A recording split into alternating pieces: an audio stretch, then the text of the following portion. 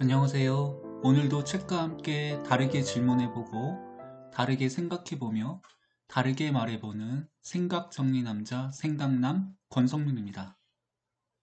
오늘은 세바시 강연에 대한 이야기를 해보겠습니다. 2021년 2월 17일에 강연한 내용이고요. 세바시 1337회 윤홍균 교수님의 강의 내용입니다. 사랑이 남긴 상처에서 벗어나기라는 제목으로 말씀하셨는데요. 이 강연에서 가장 핵심 문장을 말씀드리면 어휴 정말 힘들었겠구나 라는 문장입니다. 윤홍균 교수님은 정신과 전문이시고요. 자존감 수업이라는 책과 사랑 수업이라는 책을 저술하기도 하셨습니다. 그러면 강연 내용을 간단하게 말씀드리겠습니다. 먼저 인트로 부분인데요. 저자는 사랑 수업의 책을 발간한 이유를 자존감 회복 이면에 사랑에 관련된 상처가 있다라는 이유 때문에 사랑 수업이라는 책을 발간하게 되셨다고 합니다. 저자는 초등학교 2학년 때 바닷물에 떠내려갈 뻔했는데 가족들로부터 빠른 도움을 받지 못했다고 합니다. 그것이 상처로 남아 물을 두려워하는 두려움으로 항상 남아 있었다고 합니다. 그러나 남들에게 물을 두려워하는 것을 들키고 싶지 않았다고 하는데요. 그것은 물이 문제가 아니고 몸이 약해서 그렇다. 그리고 친구들에게 까칠하게 하는 것은 내 성격의 문제다라고까지 이렇게 자존감을 내려놓는 그런 말씀과 생각들을 했다고 합니다. 그러다가 어느 순간 깨달았다고 합니다. 그것은 기억의 문제, 감정의 문제였다라고 하는 것입니다. 감추려다 보니까 몸이 문제가 되고 성격의 문제까지 확장시켰다고 하는 것이죠. 결국 사랑도 상처와 후유증을 남긴다는 그런 큰 인사이트를 얻으신 겁니다. 그러면서 작가는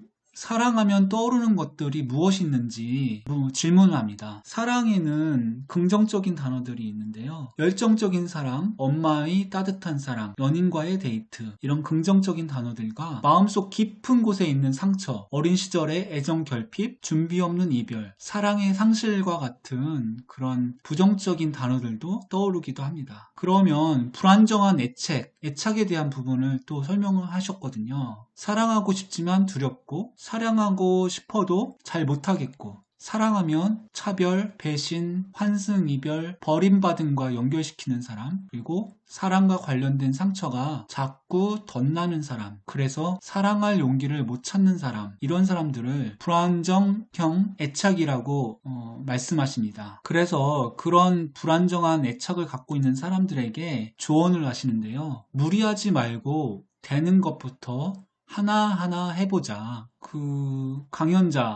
교수님께서도 중학교 때 터닝 포인트가 있었다고 합니다. 수영을 배우러 갔었는데요. 그날 바로 선생님께서 수영을 안 가르쳐 주시고 물에 대한 두려움을 없애기 위해 물에 뜨는 훈련, 새우등 뜨기 훈련을 배웠다고 합니다. 그러다가 3주가 지나니까 물에 대한 거부감이 줄어들기 시작했고 한 달 정도 가니까 자유형을 해서 앞으로 나아가기 시작했다고 합니다. 사랑도 그렇게 했으면 좋겠다고 저자는 말씀하시고 계십니다. 남들을 만나서 위로하고 남들의 마음을 알기 위해 심리학 공부도 하고 비폭력 대화 연습과 훈련도 해보라는 것입니다. 정말로 사랑하는 사람들을 만났을 때를 대비해서 옆에 있는 사람을 대상으로 연습을 하라는 것입니다. 진심으로 축하하고 위로하고 공감하면 그렇게 된다면 사랑도 그렇게 할 수 있다라는 것이죠. 그러면서 저자는 다음과 같이 마무리를 합니다. 어휴 힘들었겠구나. 누군가 나의 힘듦을 이해해 줄 수 있다는 생각만 하여도 훨씬 더 마음이 편안해진다고 합니다. 결국 사랑과 관련된 상처는 양질의 사랑을 받았을 때 효과가 있다고 합니다. 누군가가 다독여주고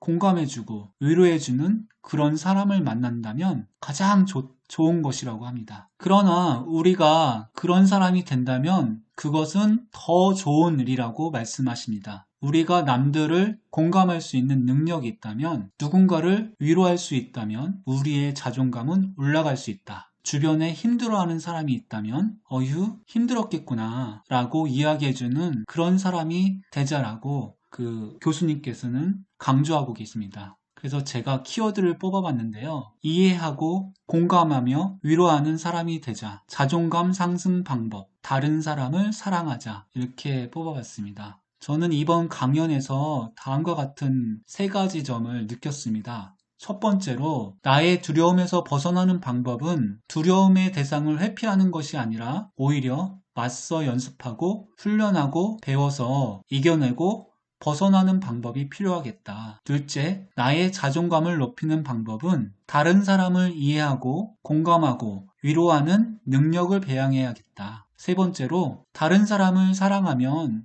나의 자존감도 높아지겠구나 라는 점을 느꼈습니다. 그래서 다시 저는 저에게 적용할 수 있는 세 가지 점을 뽑아봤는데요. 첫 번째로 심리학 독서, 강연 보고 공부하기. 두 번째로 주변에 있는 사람에게 연습해보기. 세 번째로 나의 자존감 일기예보를 기록해보기. 그것도 아주 오랫동안 지속력 있게 계속 하겠다는 점을 뽑아봤습니다. 여러분께서도 여러분 주변에 있는 사람들에게 그런 주변에 있는 사람들을 이해하고 공감하며 위로하는 사람이 되었으면 좋겠습니다. 감사합니다.